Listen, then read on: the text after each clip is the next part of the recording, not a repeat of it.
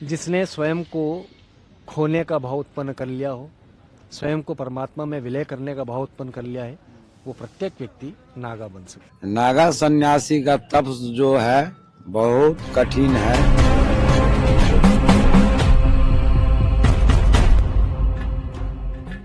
महाकुंभ के किस्से सीरीज के चौथे एपिसोड में जानिए कैसे बनते हैं नागा सन्यासी। संस्कृत के नग शब्द से बना है नागा। नग यानी पहाड़ और नागा यानी पहाड़ों या गुफाओं में रहने वाले लोग। 9वीं सदी में आदि शंकराचार्य ने दशनामी संप्रदाय की शुरुआत की। ज्यादातर नागा सन्यासी इसी संप्रदाय से आते हैं। नागा सन्यासी दो तरह के होते हैं, एक शास्त्रधारी जो शास्त्रों का अध्ययन करते हैं और दूसरे शस्त्रधारी जो युद्ध में पारंगत होते हैं। सबसे पहले श्रृंगेरी मठ ने शस्त्र अस्त्र वाले नागाओं की फौज तैयार की। शुरुआत में इसमें क्षत्रिय शामिल होते थे, बाद में जातियों का बैरियर हटाया गया। नागा बनने के 3 स्टेज होते हैं, महापुरुष, अवधूत और दिगंबर।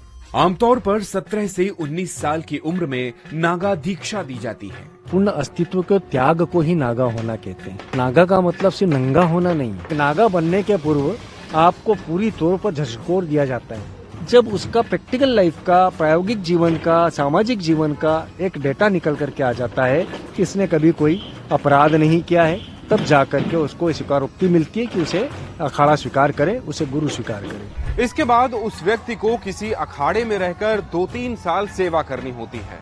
ये परख अवधि होती है। यहीं पर उसे शस्त्र और शास्त्रों का अध्ययन करना होता है। नागा बनने की चाह रखने वाले व्यक्ति को नींद, भूख, कामवासना और आलस्य पर जीत हासिल करनी होती है। परख अवधि के बाद गुरु उस व्यक्ति को संसारी जीवन में वापस लौटने के लिए कहते हैं। फिर भी वो नहीं लौटता तो उसे सन्यासी बनने की प्रतिज्ञा दिलाई जाती है और यहीं पर उसे महापुरुष घोषित कर दिया जाता है। पूरा वीडियो देखने के लिए डाउनलोड करें दैनिक भास्कर ऐप।